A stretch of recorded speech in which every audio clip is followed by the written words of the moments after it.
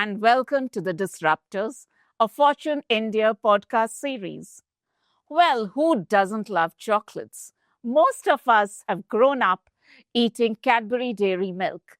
But when it comes to really premium chocolates, one invariably thinks of Belgium or Swiss chocolates. No wonder chocolate shopping at the duty free store is kind of mandatory. But did you know that India has its own craft chocolate narrative? Indian cacao and our craft chocolates are gaining traction at global platforms. Did you also know that the premium chocolate brands that we often indulge in are not necessarily craft? I have with me the founder of Manam Chocolate, Chaitanya Mupala, and let's hear from him about the world of Indian craft chocolates. So, first of all, I would like to tell us, I would like you to tell us the difference between craft chocolate and artisanal chocolates. I really didn't know till I went to your karkhana that, you know, artisanal is actually quite different from craft. So, can you please take us through that? What really is the difference between the two? First of all, thanks for having me, Ajita. Thanks for having me here.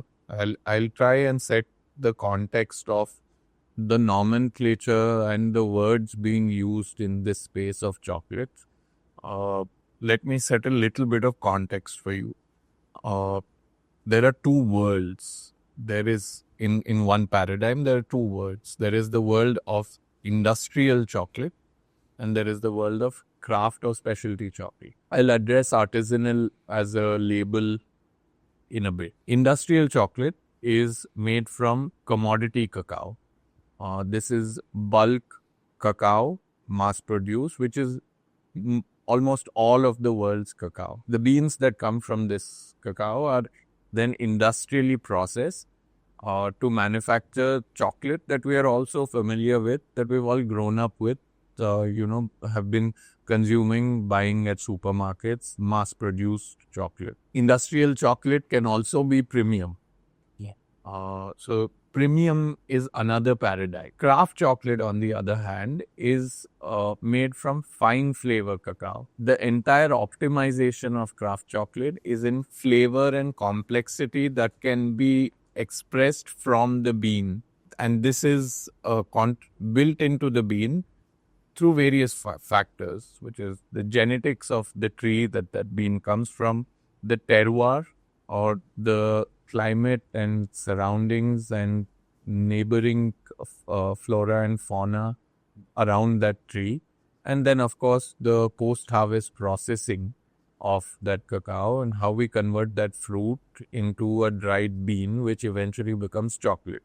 So in craft chocolate, the entire focus is optimizing complexity and flavor into that bean without having to add anything to it, but really expressing what we think is pleasant in that bean's offering in profile. And how do we suppress or try and eliminate what is unpleasant. Industrial chocolate, on the other hand, optimizes for productivity.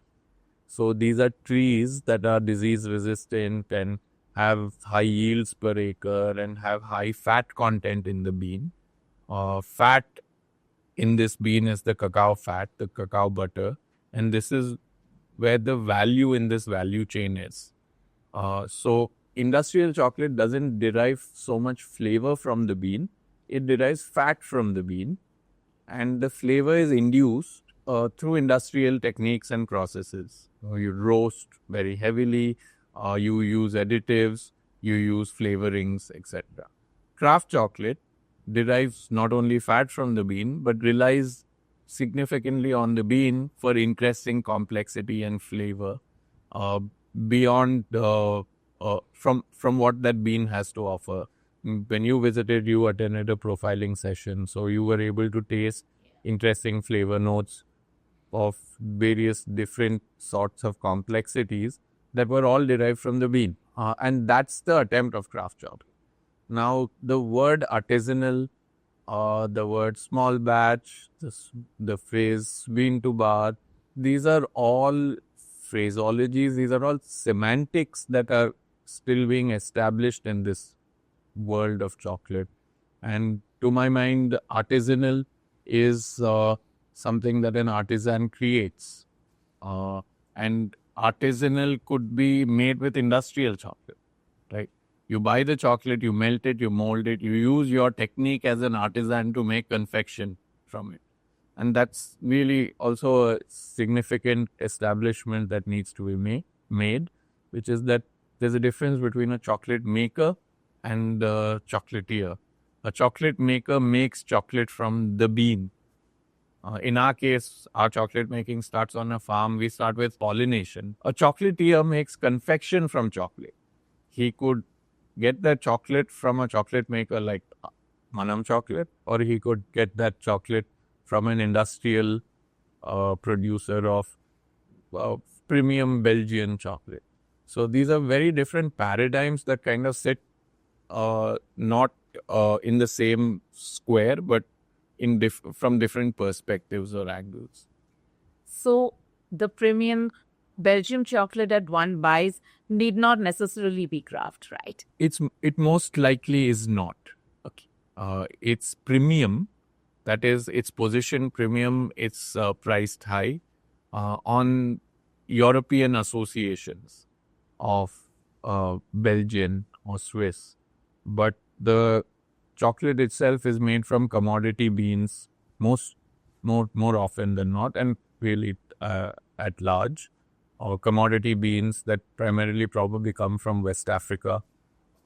This is bulk cacao that is sourced through bulk, goes through global supply chains, and then run through large factories, large industrial processes to make chocolate. I'm sure that would be increasing the premiumness of Manam because it's completely, I mean, it's a bean to bar story completely in the true sense. So does that make Manam more premium than the established, chocolate brands, global chocolate brands? From a cost and price perspective, absolutely. And there are multiple reasons for that. One of the reasons is that, for example, we don't so much associate with the phrase bean to bar because we start much before the bean. We have several projects going on around finding out the right genetics for Indian cacao. And we don't stop at the bar.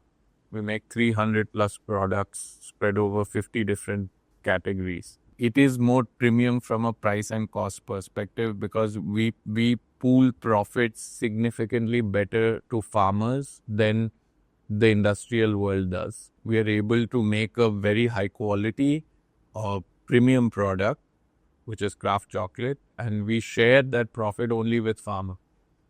So it's the nuance of it that makes it Kraft. How we harvest, farming practices, the technology that we've built and that we deploy to convert what is largely has been commodity cacao all these years into this very premium fine flavor cacao through evolved post-harvest processing.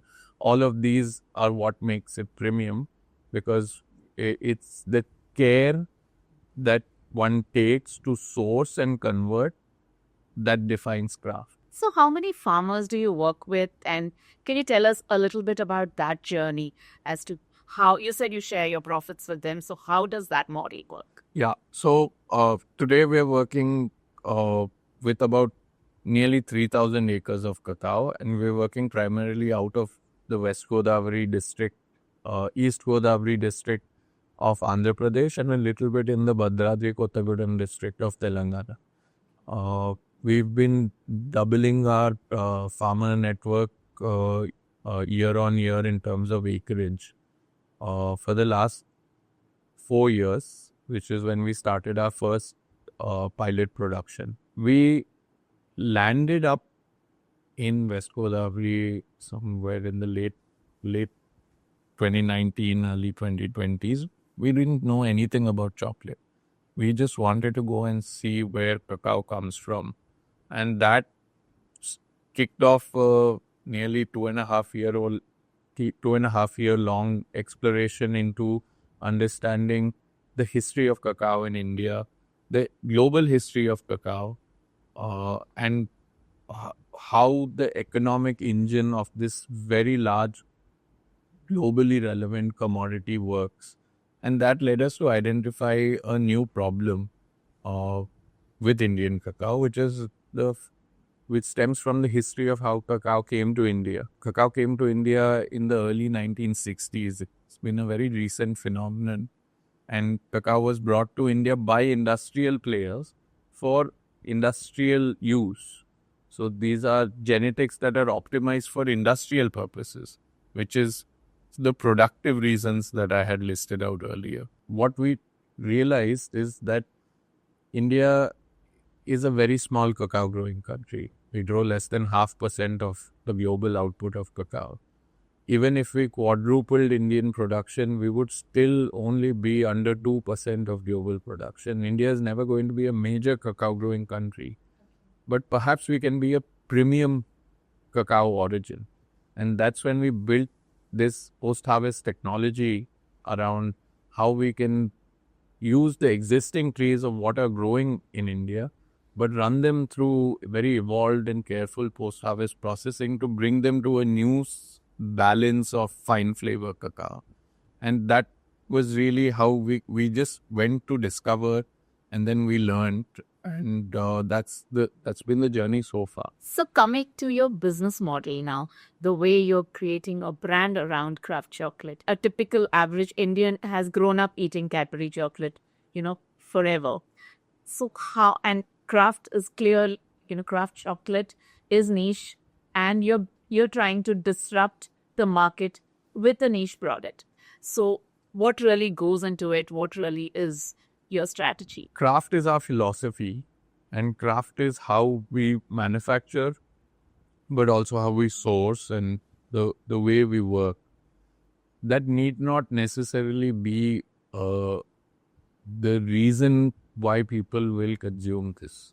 And that's how we've tried to look at it. We've tried to look at it as great chocolate and not particularly craft chocolate for the consumer. So the way we've positioned ourselves is how can we make chocolate relevant to us as Indians for the consumer behaviors that we largely buy and consume through.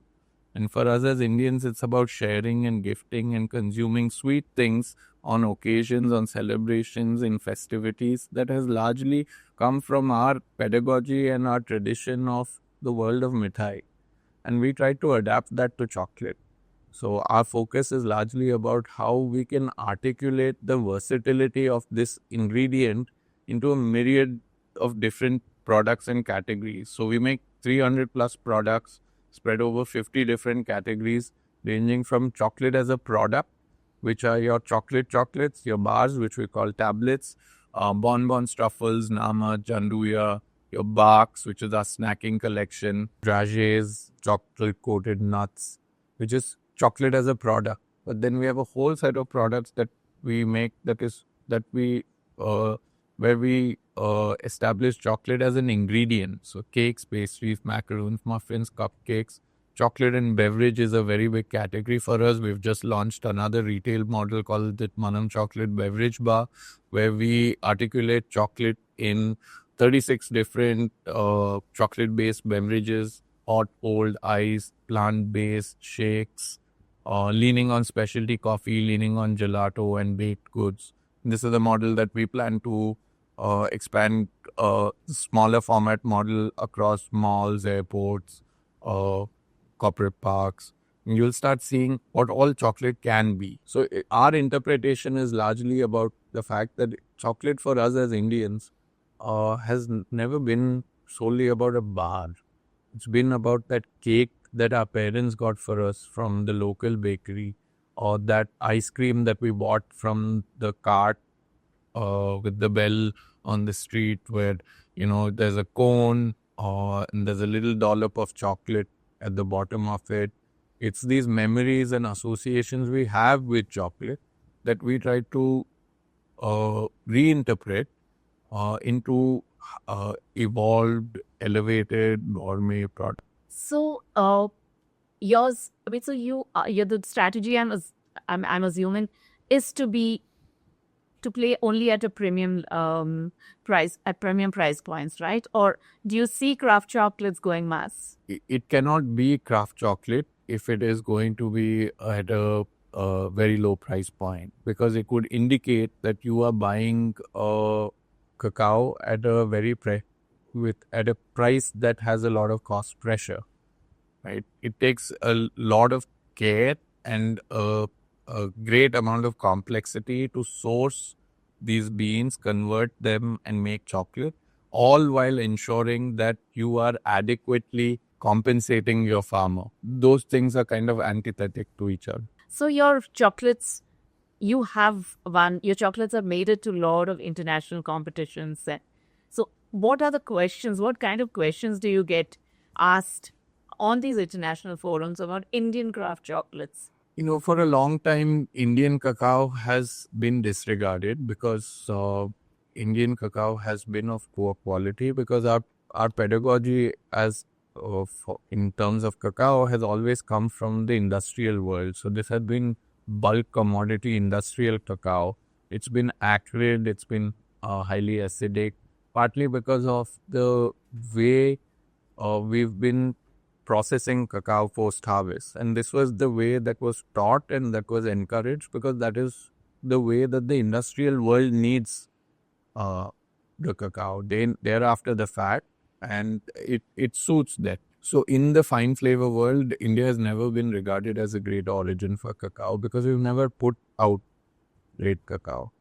I'm happy to say that, in a context where India has never exported cacao and has only largely imported more than 70% of our needs in the past year and a half or so at Distinct Origins, which is the parent company of Manam Chocolate.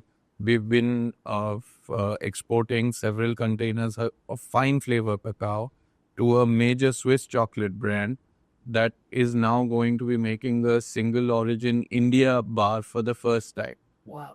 And this is the first step towards starting to build a reputation for Indian cacao, which is the mission of what we do at Distinct Origins, and starting to build a reputation as India as an origin for high quality, fine flavor cacao that makes for great chocolate, which is what we do at Manam Chocolate. You actually come from a mithai background, don't you? Because your family used to run still runs Almond House. So what really are the learnings from the mithai business that you brought into the chocolate business? Yeah, so I've been running and scaling Almond House for the last 10 years. And a large part of what we've tried to do at Manam Chocolate comes from our pedagogy as mithai walas. It's this understanding of our Indian proclivity and social affinity to gifting and sharing and consuming sweet things. How that needs to be articulated into product mix. That's why we're not just a couple of bars. That's why we are chocolate articulated in these various products that satisfy various different consumer behaviors at different levels. So the product that I make is there's casual product around snacking. There's serious product for serious chocolate aficionados or enthusiasts around tablets with interesting flavor profiles. But it all comes down and accumulates to gifting during Diwali, gifting during a celebration. Weddings is a big category that we're building. It's us trying to interpret how to make chocolate relevant for us as India. So, you do interesting fermentation processes. So I saw the one when I visited your fermentary, a batch of cacao fruits getting fermented with bananas and mangoes and all of that. So can you tell us as to how, some of your really distinctive styles of fermentation and how it kind of, shows up in the taste of the final job? So what you're referring to is more experimental, very, far out craft experiments that we do, and we do a series called the Creative Fermentation series. And these are more about the science of fermentation, the geekiness of what, using native fruit does to the the metabolic process that we're running through fermentation. But really, that's a really small subset of what we do. What we are trying to do is make very good and very pleasurable craft chocolate that the 6-year-old at home and the 60-year-old at home will just enjoy and say, "Hi, a chocolate hai." As a brand, we are trying not to take chocolate the wine way, which is to build an elitism around it and try and expect people to elevate themselves to enjoy your product. We just want people to enjoy it. And for those who are interested, all the seriousness, the geekiness, the fun parts of how craft chocolate is fermented, the technology that we're using to ferment cacao into this fine flavor bean is all available. But really, fundamentally, when I want to indulge, I just want to indulge. And that's how we've positioned our product. So, just curious to know, when one indulges in a bar of chocolate or a chocolate dessert, are they really bothered? Do they really want to know whether it's craft chocolate or not? Or they just could go and have the chocolate and indulge into it and live the moment? I think primarily to begin with, the product has to be great. And once I can have a great story and I can tell it really well.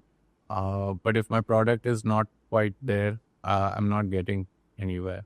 I may not have a great story or I may not know how to tell it well, but if my product is good, I'll still thrive.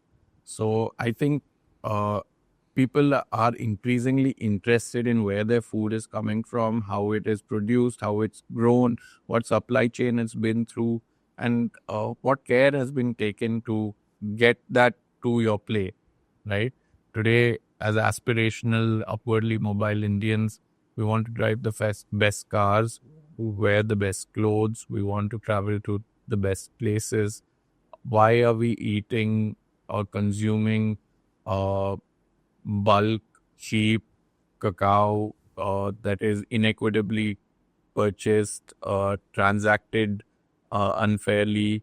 Often you hear stories of child labor and deforestation, and that is run through a large industrial machine to make what I call brown stuff and fool ourselves that this is great because it's European or it is made by someone who has European associations.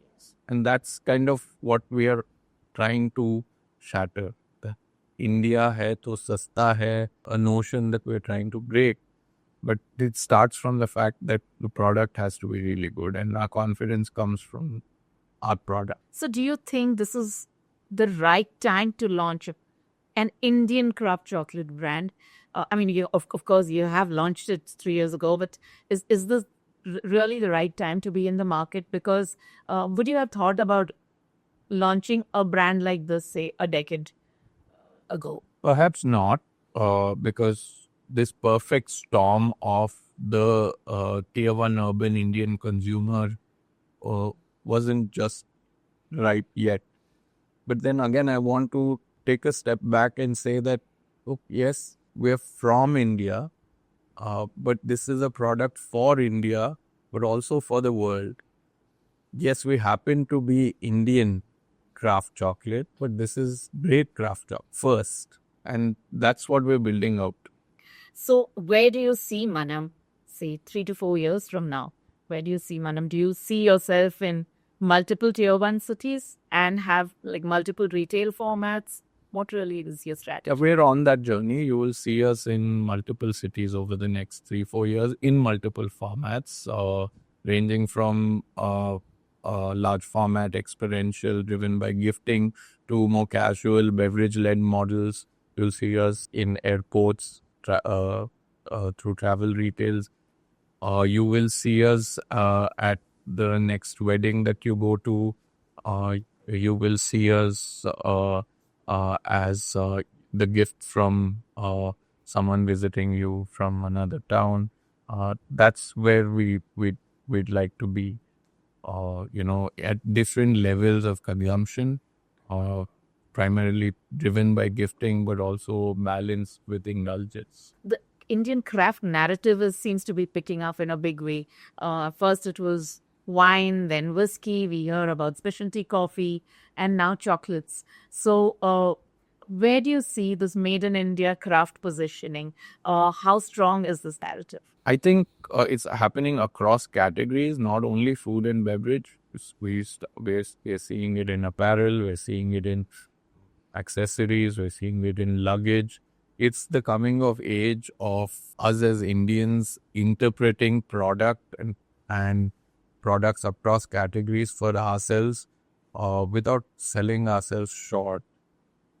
And I think this is only a turning point, and it's over the next 5 years or a decade that where the brands that are building out to be internationally positioned brands that come from India, because this notion of craftsmanship is not alien to us as Indians. We come from a tradition, we come from several traditions of craft. It's only that we're now applying that to newer categories such as wine, cheese, coffee, and chocolate. So I think it's something that's starting from the fact that we have consumers in India who are now seeking and are desirous of finding these new experiences, finding these new products, and owning them as their own, which will then turn into positioning ourselves as a source for fine product that can be made available to a larger global audience. So the made in India narrative of building, beautiful brands that would be loved not by Indians but by global citizens is indeed gathering steam. And I really hope that you enjoyed this discussion and got to know a lot about the world of craft chocolates from Chaitanya. Thank you, Chaitanya. Thank you so much for making time for Fortune Indian.